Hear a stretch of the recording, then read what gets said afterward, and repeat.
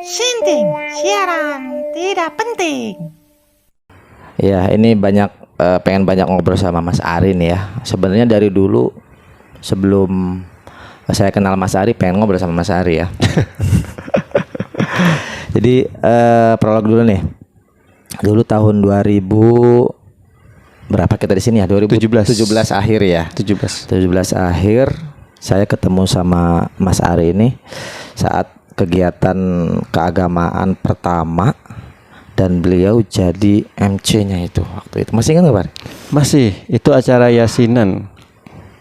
Acara yasinan ya? Sebelumnya melihat Pak Ancep dulu tuh di yasinan kan. Oh iya ya. Ini orang kok yasinan ini terus gitu. Terus saya bilang, Pak Ustadz, saya pengen inilah gantian. Sama Pak Ancep langsung bilangnya kan. Gitu ya? Jumat depan saya deh gitu. Oh, saya yang lupa malah Mas Ari. Saking lamanya ya. Nah itu pas ngelihat itu saya seneng kan, artinya setiap Jumat saya bisa ada alpanya Mas Ari. Karena kalau misalnya tiap Jumat saya jadi MC, waduh kata saya gimana, saya alpanya bingung kan. Ketika ada Mas Ari ini, kata saya alhamdulillah nih ada teman untuk mengganti. Tandem ya. Tandem, tiba-tiba ada kegiatan besar akbar dan Mas Ari ini yang jadi MC-nya ya? Betul, di gang utama ya? Di gang utama kan? Iya, betul. Nah dari situ saya ngelihat, wah ini kayaknya bukan orang sembarangan ini kan. Ternyata sampai sejauh ini sudah hampir 6 tahun ya Mas Ari ya? 6, kurang lebih 6 tahun. Nah, sudah kelihatan pergerakan-pergerakan Mas Ari ini ya. Dari MC hajatan Mas Ari ya? Bener gak sih? Betul. Berawal dari MC hanya niatnya ingin gantian ya sama Pak Ancep ya. Pengen gantian sama Pak Ancep di MC yasinan. Terus ke MC PHBI yang lumayan skala besar. Dan terakhir itu pernah nge-MC bareng duet sama istri di acara nikahan. Nah ini pertanyaannya, sebelum itu sudah sering berarti ya Mas Ari ya? Mungkin di kampung Mas Ari atau di tempat kerja Mas Ari sudah public speaking seperti itu? No. Justru potensi itu tergali ketika saya ada di perumahan Puri Delta Kiara dan salah satu inspiratornya Pak Ancep sendiri. Iya serius. Masa sih? Ketika yasinan itu saya melihat, kok Pak Ancep terus ya. Waktu itu belum kenal siapa nih. Saya cuma tahu MC-nya kok orang ini lagi orang ini. Padahal waktu itu waktu yasinan itu paling cuman orang 7, 10 apa berapa kan gitu masih awalan ya. Saya masih ingat banget tuh, cuman berapa orang lah gitu. Cuman saya ngerasa wah ini kesempatan nih buat belajar. Karena kalau udah terlalu banyak kalau mentalnya nggak kuat, kalau nggak biasa public speaking makin down nih gitu kan, sampai lupa nanti apa yang mau diomongkan. Padahal sebelum nge-MC latihan dulu, udah kayak orang pinter banget. Latihan? Awalnya tuh pakai teks gitu kan, mau ngomong apa itu udah disusun. Tapi sekarang udah di luar kepala, kadang-kadang di luar nalar. Kadang mendadak juga kan siap ya sekarang malah saya yang jadi kikuk kan. Wah Mas Ari luar biasa banget ini perkembangan dan pergerakannya gitu. Malah kayak kelihat ketagihan gitu ya Mas Ari ya. Iya. Jadi kenapa bisa gitu Mas Ari? Iya. Tadi tuh karena mungkin timbulnya dari hati dan sesuatu yang emang didasari dari hati itu bikin nyaman dan bikin ketagihan pengen lagi dan lagi. Iya. Berarti di tempat kerja sebelumnya belum pernah? Belum. Dan sekarang di sana? Nah, kalau ada kesempatan, kalau ada kesempatan nggak menyia-nyiakan dong, langsung tampil. Jadi karena udah terbiasa nge-MC, terbiasa public speaking gitu kan. Jadi PD itu tumbuh dengan sendirinya, walaupun kita nggak tahu temanya, walaupun dadakan dan seperti apapun itu, karena sudah terbiasa PD saja. Iya. Dan nggak tahu kenapa apa yang mau kita bicarakan, omongkan di depan audiens itu ada dengan sendirinya. Kata-kata itu keluar dengan sendirinya. Nah, berarti keterampilan ini ya Mas Ari ya. Berarti kan mungkin orang anggap wah saya emang nggak punya bakat ngomong gitu kan. Tapi ternyata terlatih kan. Bisa dilatih ternyata. Karena kan dalam ilmu saya di ilmu perkuliahan ya ada 4 keterampilan berbahasa kan. Mendengar, ya menyimak, berbicara, membaca dan menulis. Mas Ari nggak akan bisa berbicara dengan baik kalau jarang mendengar. Saya yakin mungkin Mas Ari banyak mendengar ini. Iya. Banyak sebenarnya. Inspirator saya untuk MC itu banyak. Ya waktu itu saya melihat sosok Pak Encep untuk pertama kalinya, kemudian saya melihat sosok Pak Abdul Aziz, Pak Ustadz Abdul Aziz RT 1. Dia udah terbiasa MC kan emang di kampungnya kan. Saya liatin gaya MC-nya. Terus ketika saya menghadiri acara-acara tertentu, saya juga lihat, oh gaya MC ini seperti ini, yang dibicarakan seperti ini. Dari situ diperhatikan ya? Coba saya rekam dan coba saya pun ketika MC, ya gaya-gaya itu coba saya realisasikan ke diri saya sendiri dengan berimprovisasi tentunya ya. Tetap menjadi diri saya sendiri, tapi saya ambil pelajaran dari beliau-beliau nih, ya kan? Kadang-kadang ada beberapa MC dengan kata-kata yang biasa dia keluarkan, itu saya ambil gitu kan, baik dari kata pembukaannya, kata-kata untuk menghibur bersama audiens supaya nggak jenuh nih kita nge-MC dan yang lain-lain. Nah itu saya pelajari dari, bisa dikatakan otodidak ya, melihat langsung mereka-mereka itu seperti itu. Berarti memang terlihat ya teman-teman, manusia pembelajar Mas Ari ini, serius Mas. Jadi kayaknya kalau tidak terlatih dari panggung ke panggung, dari RT ke RT, kayaknya masih gugup gitu. Betul. Tapi kan ini udah kayaknya udah apa jangan-jangan karena ya tadi merasa bahwa kita punya public speaking dan berlatih berkomunikasi gitu kan, dengan pengalaman itu, wah saya juga kayaknya bisa nih. Mungkin hanya sekian persennya. Ya? Jadi lebih ke keadaan ya. Mungkin keadaannya mungkin emang sudah waktunya, juga pernah mendengar gitu kan dari orang terdekat dan guru juga, bahwasanya setiap waktu itu ada orangnya dan setiap orang itu ada waktunya. Nah, saya nggak tahu ini waktu saya atau bukan, tetapi ketika sesuatunya itu sudah datang dari hati ditambah dengan dukungan keadaan yang mumpuni, why not gitu kan, kita berjuang, namanya ikhtiar gitu, dengan tujuan yang sama, dengan dari hati yang sama, karena semuanya didasari dari hati dulu, supaya nyaman, supaya mudah-mudahan diperlancar dan yang lain-lain, dengan tujuan yang baik dari hati yang baik, insya Allah nanti menghasilkan sesuatu yang baik. Kenapa bisa Mas Ari memilih untuk terjun ke sana gitu Mas Ari? Sudah dipertaruhkan kan semuanya gitu dari keluarga dan lain-lain? Sebelum saya jawab pertanyaan yang berat ini, berat mungkin lumayan berat nih. Saya akan flashback sedikit di belakang. Di belakang itu sebelumnya saya seperti masyarakat lainnya ya, lebih senang di rumah, menghabiskan waktu dengan keluarga, ya kan, berangkat pagi kerja, pulang kerja, tutup pintu, ngobrol sama anak istri, nonton TV, gitu kan. Nah, saya pun sama seperti dulu, seperti itu. Tapi ketika saya ikut yang namanya yasinan, bertemu Pak Encep tuh, waktu itu pertama kali kan, dan bertemu dengan sesosok yang namanya Pak Ustadz Saifuddin, gitu kan. Nah, ini saya bertemu orang-orang hebat nih di yasinan, ya. Dari situ saya ngelihat, kok nyaman ya hati saya gitu mengikut kegiatan kayak gini gitu kan. Masyarakat maksudnya. Ya. Jadi ikut-ikut kegiatan seperti ini kok kayaknya enak daripada berdiam diri di rumah gitu kan, cuma nonton TV, nggak bermasyarakat gitu kan, tutup pintu pulang kerja. Nah, jadi dari situ saya coba ikutin tuh yasinan, melihat orang-orang ini, saya melihat ternyata orang ini seperti ini. Saya ngerasa saya yang terlahir dari keluarga yang bukan ahli ilmu, ahli ibadah, dan juga bukan dari keluarga yang ini ya, kasta sosialnya lumayan gitu ya. Kami hanya dari keluarga dari keluarga kampung ya. Sarungan kelihatan tuh. Ya. Jadi dari keluarga ya, saya bisa dikatakan dari kampung terpencil jauh di sana ya. Ya di Sumatera ya, di daerah Lampung, Lampung Utara tepatnya ya. Di daerah Hujan Mas, Bukit Kemuning, Lampung Utara gitu kan. Ya. Jadi saya udah biasa kecilnya itu ngebolang lah ya, di daerah hutan, kebun gunung, mandi di air sungai besar, itu udah biasa dulu. Nah, jadi karena saya terlahir dari keluarga yang ya bisa dikatakan jauh dari kemewahan, baik ya seperti anak-anak sekarang ya, udah semuanya fasilitasnya dimudahkan sekali ya, beda dengan zaman kita dulu. Nah, dari situ jadi saya melihat sosok seorang Pak Ustadz Saifuddin ini ketika saya mulai hidup bermasyarakat. Kok saya melihat beliau ini sangat amat bermanfaat ya, gitu kan. Iya. Kehadirannya beliau ditunggu banyak orang gitu kan.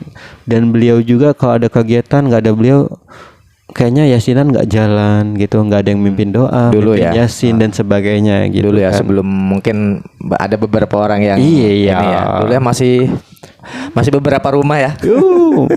Masih satu blok kayaknya, blok D doang ke belakang ya. Baru ada RT 12 doang ya waktu itu. Nah, dari situ kan jadi saya ketika melihat sosok ini kok bermanfaat sekali ya. Sedangkan saya enggak. Jadi saya sedih itu dari situ. Saya sedih itu, saya harus gimana nih? Masa iya beliau nanti matinya bisa masuk surga, saya enggak gitu. Sampai sejauh itu ya. Artinya itu direnungi ya. Artinya beliau orang baik. Saya kok enggak baik nih gitu. Saya bukan orang baik-baik nih gitu. Akhirnya dari situ karena saya ada di lingkungan yang ikut ada pengajian dan sebagainya, saya melihat sosok inspiratif beliau.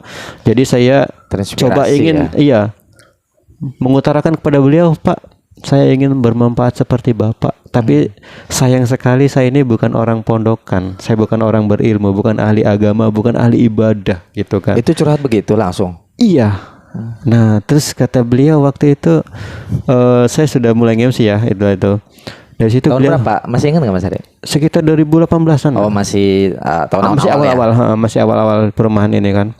Nah dia waktu itu bilang, ya sudah, bisa gelar terpal buat kita yasinan ataupun bawa alat-alat yasinan. Saya cuma bilang oke, siap Pak Ustadz. Sambil berjalan itu, jadi pembangunan selesai, kita ke Dana Duka gitu kan. Di Dana Duka itu beriringan dengan ke-RT-an. Jadi waktu itu ya alhamdulillah ada amanah jadi ketua RT, amanah juga jadi ketua Dana Duka. Dan dari situ nggak tahu seperti apa kok, walaupun begitu banyak jabatan yang dipegang, begitu banyak amanah yang dipegang, cuman hati ini nyaman, senang untuk mengurus hal seperti itu. Ya kan, karena emang dalam diri ini udah diniatkan gitu kan. Dan ini muncul pas di Puri Delta ya? Puri Delta. Maksudnya proses pertarungan ini ya, dirinya di sini.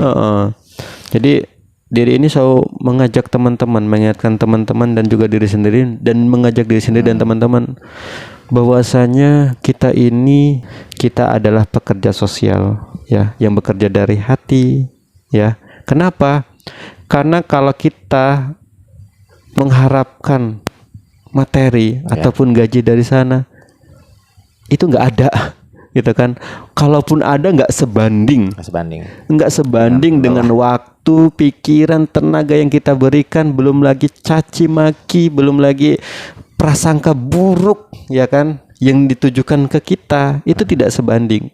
Tapi semuanya itu bukan jadi hambatan ketika kita emang dari hati, kembali lagi dari hati. Ya, kita pekerja sosial di sini, kita tidak mengharapkan apa-apa gitu kan. Dampak positif yang bisa kita berikan, dampak positif yang bisa kita lakukan kepada masyarakat, itulah letak kebahagiaan sebenarnya ketika kita ada di pengurusan itu. Seperti itu. Berarti dari MC ya, kemudian tadi apa, pembangunan masjid. Betul. Ya, kecanduan lagi jadi Dana Duka. Lalu jadi RT berapa bulan? Jadi RT itu kurang lebih sekitar 8 bulan. Jadi Dana Duka itu kurang lebih sekitar 6 bulan. Kalau ketua pembangunan masjid kurang lebih 1,5 bulan. 1,5 tahun. Yang paling lama di pembangunan ya. Wah, itu pergulatannya ya. Berarti kan selama itu berarti sudah banyak orang yang dikenal Mas Ari gitu ya, pasti kan udah keliling setiap tempat mungkin Mas Ari ya. Jadi kayaknya Mas Ari udah jadi artis beribadah.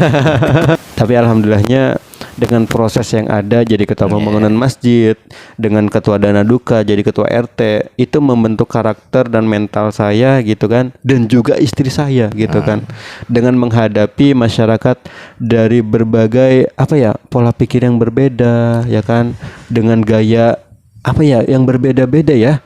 Jadi baiknya kita aja tetap salah, apalagi salahnya kita.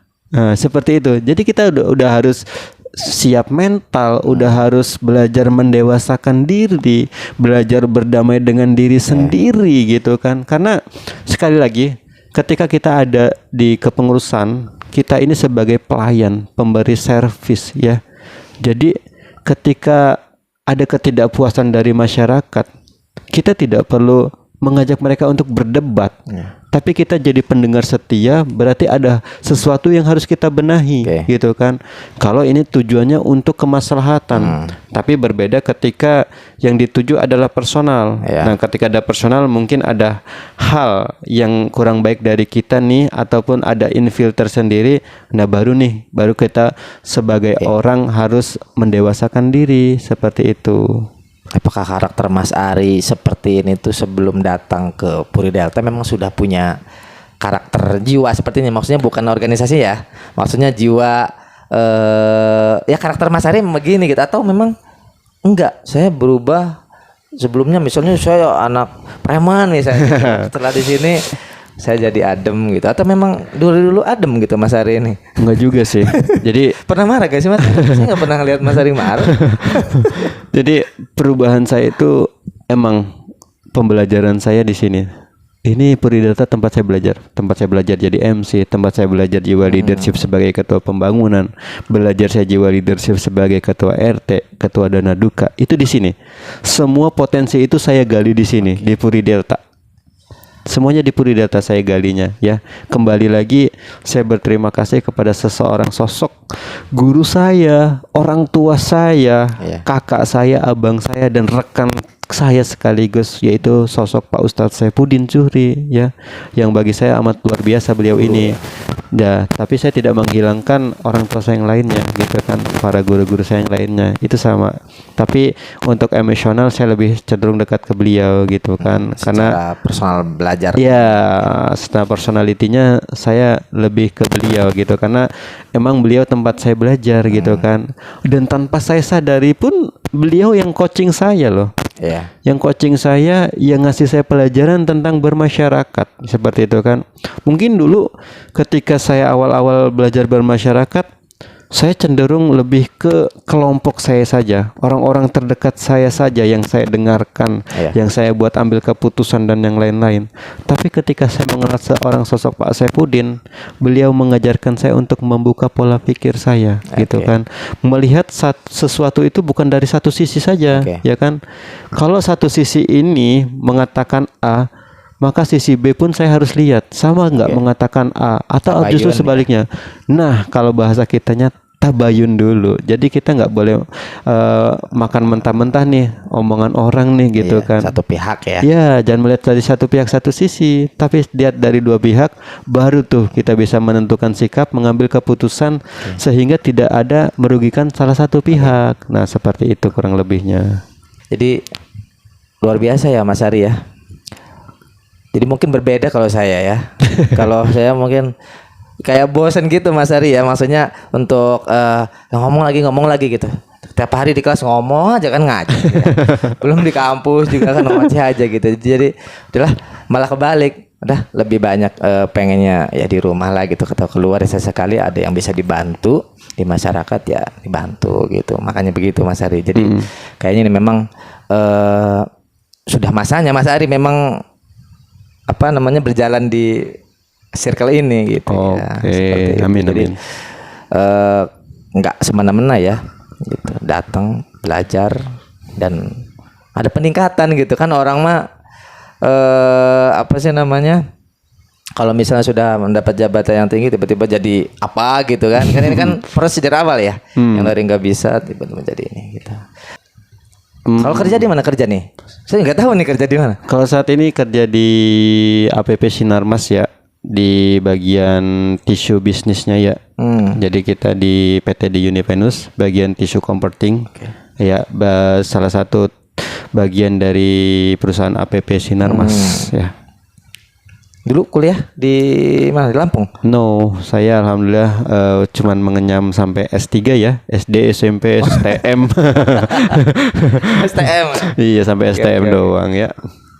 Berarti dunia STM keluar langsung menikah ya mungkin ya.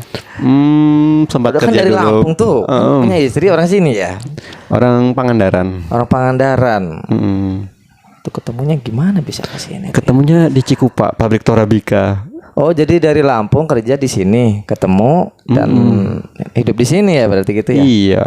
Makanya penasaran saya kok bisa Mas Ari dari Lampung ke sini nih gimana?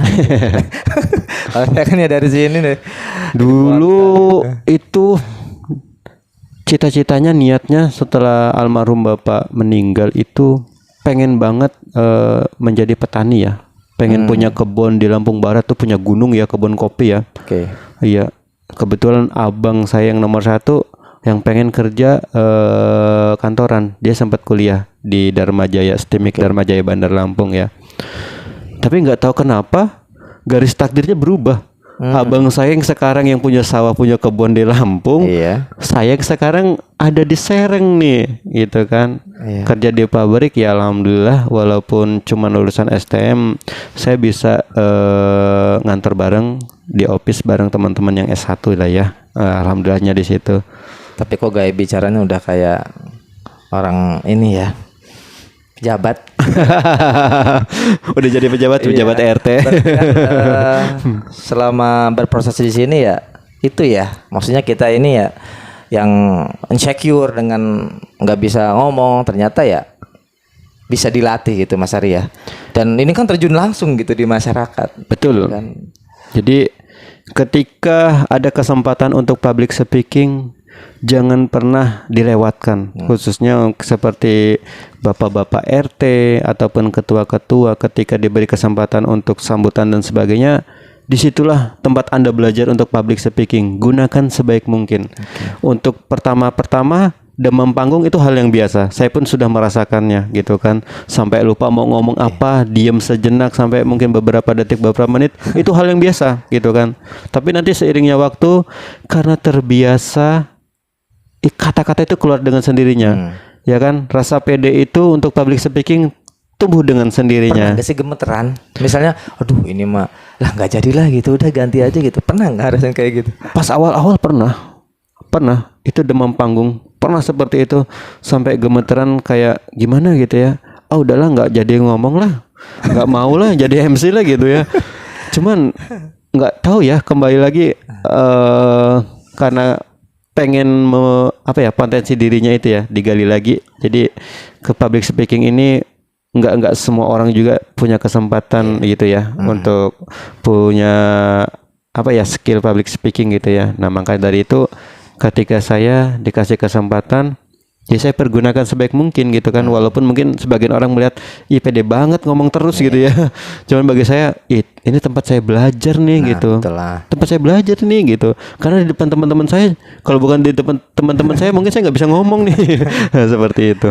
Nanti diundang di sekolah saya ini kayaknya suruh public speaking anak-anak nih. Boleh. Boleh. Ya kan langsung nih langsung real gitu ya. Maksudnya fakta, pengalaman diri gitu, kayaknya lebih dapat gitu kalau boleh deh anak-anak itu serius. Boleh saya seneng tuh, 0 tarif. Nah betul. Kok bisa begini? 0 tarif. Kenapa ini gini? Nggak tahu ya. Oke. Wah tadi ngalor ngidul banget nih ya. Ini udah jam berapa ini? Udah tengah malam. Tadi niatnya cuma 15 menit malah panjang banget. Sebenarnya banyak banget pengen kita obrolin dari Mas Ari ini ya. Oke deh. Yang paling krusial nih, yang paling pengen saya tahu, apa sih arti hidup buat Mas Ari nih, Arti hidup ini kalau saya pribadi ya, sebagai seorang yang beragama nih ya. Iya. Beragama bisa sampai detik ini Mas Ari pengen seperti ini kan pasti ada. Memaknainya gitu. Sebagai seorang yang beragama dan juga nasionalis ya, karena kita hidup di negara Indonesia ini adalah negara yang mempercayai tentang agama ya. Arti hidup bagi saya adalah tentang menghambakan diri ya, karena setiap waktu kita semaksimal mungkin menjadi hamba yang baik ya. Selalu ingat kepada yang di atas, karena kita ini nggak punya apa-apa. Yang kita punya ini semua miliknya semua gitu. Kita nggak punya apa-apa gitu. Terlahir pun kita dibantu dan kita pun akan kembali ke sana pun nanti akan dibantu orang. Kita nggak bisa sendiri. Itu. Jadi tentang menghambakan diri, bagi saya arti hidup itu sebenarnya. Luar biasa sekali nih. Sari jawabannya kayak sufi ini. Wah, dalam sekali ya. Padahal saya nggak punya ilmunya. Iya, anehnya gini ya. Maksudnya saya banyak ngambil belajar dari Mas Ari gitu ya. Ya terutama tadi cerita dari awal sampai sekarang ternyata ya kita perlu belajar tentang apapun ya gitu. Betul. Jangan insecure kita nggak bisa apa-apa gitu. Ternyata jangan-jangan di mana kita berpijak sebenarnya disitulah kesempatan kita untuk menghambakan diri itu ya, Mas Ari ya. Gitu. Apalagi nih pertanyaannya ya. Mungkin sudah terlalu larut ya Mas Ari ya. Oke, barangkali itu terima kasih Mas Ari atas pembelajarannya. Ya malam hari ini ngobrol ini banyak ilmunya ya. Ya, juga mudah-mudahan ya kawan-kawan juga yang mendengar, siapapun Anda bisa mengambil hikmahnya gitu. Amin, amin, amin. Oke, sekali lagi terima kasih. Assalamualaikum warahmatullahi wabarakatuh. Waalaikumsalam warahmatullahi wabarakatuh.